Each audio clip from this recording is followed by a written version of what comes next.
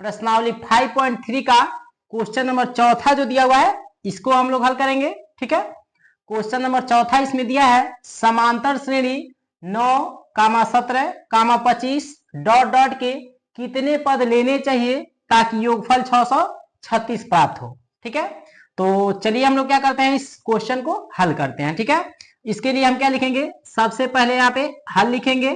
ठीक है, और क्वेश्चन देखिए इसमें, यानी यह जो समांतर श्रेणी दिया है एपी दिया हुआ है, इसमें क्या क्या दिया है, यानी 9, 17 और 25 डॉट डॉट दिया हुआ है।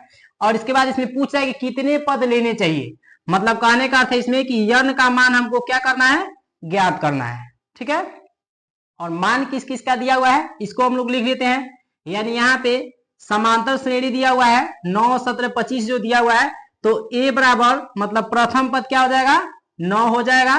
ठीक, और सार्वंतर क्या हो जाएगा, यानी 17 में से 9 को घटाएंगे तो 17 में से 9 को घटाएंगे तो कितना हो जाएगा, 8 हो जाएगा। यानी डी का मान कितना हो गया, 8 हो गया। ठीक है, और ए का मान कितना दिया हुआ है, 9 दिया हुआ है। अब इसके बाद से कह रहा है इसमें कि योगफल 636 प्राप्त हो, यानी कहने का अर्थ है कि एसएन बराबर कितना दिया है, 636 दिया हुआ है। ठीक है, यानी ए का मान दिया हुआ है, डी का मान हम लोगों ने निकाल लिया और एसएन इसमें दिया हुआ है, और मान हमको किसका ज्ञात करना है, एन का मान ज्ञात करना है। ठीक है, तो चलिए हम लोग क्या करते हैं, एन का मान ज्ञात करते हैं। तो एन का मान ज्ञात करने के लिए फार्मूला क्या लगाएंगे, एसएन बराबर कितना दिया है, 636 दिया है, लिख देंगे इसको। और एसएन बराबर फार्मूला क्या होता है, n/2 into 2a plus n minus 1 into d होता है, और बराबर क्या क्या लिख देंगे, 636 लिख देंगे। अब देखिए यहाँ पे क्या हो जाएगा, n/2, ठीक है, और इंटू 2 गुणे ए बराबर क्या दिया है, 9 दिया है, यहाँ पे 9 लिख देंगे, प्लस एन माइनस 1, और डी का मान कितना दिया है, यानी 8 दिया हुआ है, यहाँ पे 8 लिख देंगे। ठीक है, और बराबर का कितना हो जाएगा, 636 हो जाएगा। ठीक, यहाँ पे क्या हो जाएगा, n/2 इंटू 2 9 18 प्लस और 8 का n के साथ गुणा करेंगे 8n माइनस 8। ठीक है, और बराबर का कितना हो जाएगा, और बराबर का कितना हो जाएगा, 636 हो जाएगा। ठीक है, अब देखिए इसमें यहाँ पे हो जाएगा n/2 इंटू 18 और माइनस 8 यहाँ पे कर दीजिए, और प्लस 8n बराबर कितना हो जाएगा, 636 हो जाएगा। तो यहाँ पे क्या हो जाएगा, n/2 इंटू और 18 में से 8 जाएगा तो कितना हो जाएगा, 10 प्लस 8n और बराबर कितना हो जाएगा, 636 हो जाएगा। ठीक है, अब देखिए यहाँ पे n/2 इंटू, अब इसमें से क्या कामा ले सकते हैं, यदि हम इसमें से 2 कामा लेंगे तो क्या हो जाएगा, 5 प्लस 4n हो जाएगा, और बराबर का कितना हो जाएगा, 636 हो जाएगा। 2 से 2 यदि कैंसिल हो जाएगा तो क्या बचेगा यहाँ पे, n, और ये क्या हो जाएगा, 5 प्लस 4n हो जाएगा। ठीक है, और बराबर का कितना हो जाएगा, 636 हो जाएगा। क्लियर, यानी यहाँ पे 2 से 2 यदि कैंसिल हो जाएगा तो n हो जाएगा, और कोष्ट में क्या हो जाएगा, 5 प्लस 4n, और बराबर का क्या हो जाएगा, 636 हो जाएगा। ठीक है, अब इसको यहाँ पे हल कर लेते हैं। अब यहाँ पे क्या हो जाएगा, यानी n, ठीक है, और कोष्ट में क्या दिया है, 5 प्लस 4n बराबर 636 दिया हुआ है, लिख देंगे इसको। अब n का 5 में गुणा करेंगे 5n प्लस n का 4n से गुणा करेंगे 4n स्क्वायर बराबर कितना हो जाएगा, 636 हो जाएगा। ठीक है, तो यहाँ पे हम क्या लिख सकते हैं, 4n स्क्वायर प्लस 5n और माइनस 636 बराबर 0 हो जाएगा। इसलिए कि 636 जो दिया हुआ है इसको बराबर की तरफ पक्षांतर करेंगे तो क्या हो जाएगा, माइनस का 636 हो जाएगा। अब हम क्या करेंगे कि इसके मध्य पद को 2 भाग में डिवाइड करेंगे, यानी 2 भाग में तोड़ेंगे, ताकि जोड़ने और घटाने पे हमको कितना प्राप्त हो सके, यानी जोड़ने या घटाने पे हमको 5 प्राप्त हो सके। तो इसके लिए क्या हो जाएगा, यानी 4n स्क्वायर, ये वही रहेगा 4n स्क्वायर। ठीक है, और प्लस का कितना हो जाएगा, 53n माइनस 48n और माइनस 636 बराबर क्या हो जाएगा, 0 हो जाएगा। यहाँ पे क्या हो जाएगा, 4n square plus 53n minus 48n minus 636 बराबर 0 हो जाएगा। इसलिए कि 4n स्क्वायर हमारा वही रहेगा, और 53n में से यदि हम 48n घटाएंगे तो कितना हो जाएगा, 5n बचेगा, और माइनस 636 बराबर क्या हो जाएगा, 0 हो जाएगा। अब देखिए इस दोनों में से यदि हम n कामा लेंगे तो क्या हो जाएगा, 4n प्लस 53 हो जाएगा। ठीक है, और इस दोनों में से हम क्या कामा ले सकते हैं, यदि -12 कामा ले लें तो क्या हो जाएगा, यानी 12 चौको 48, 4n हो जाएगा। और यहाँ पे क्या हो जाएगा, प्लस 53 हो जाएगा।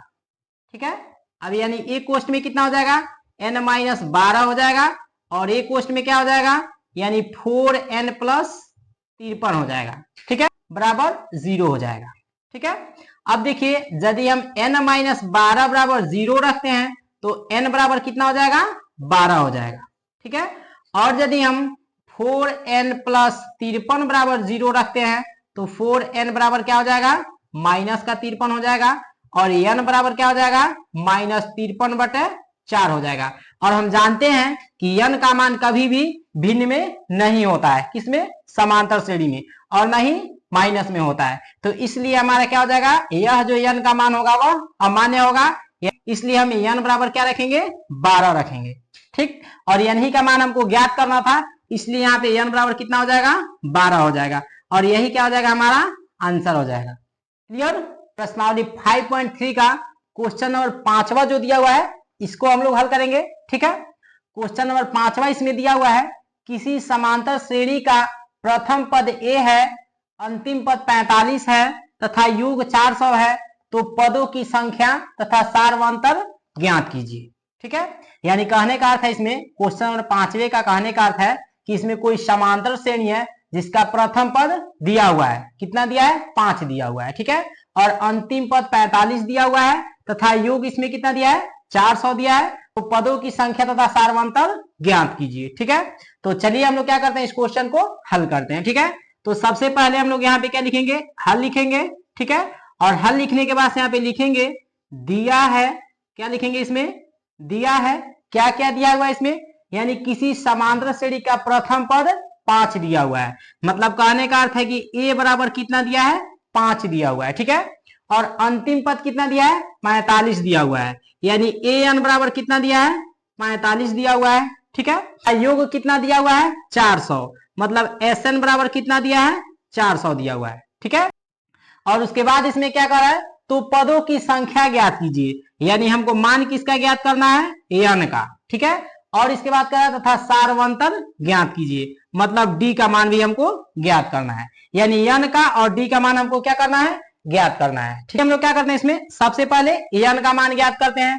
तो n का मान ज्ञात करने के लिए क्या लिखेंगे इसमें, Sn बराबर 400, और Sn बराबर यहाँ पे किस फार्मूले का प्रयोग करेंगे, इसलिए कि यहाँ पे an यानी लास्ट वाला जो पद दिया हुआ कितना दिया है, 45 दिया हुआ है।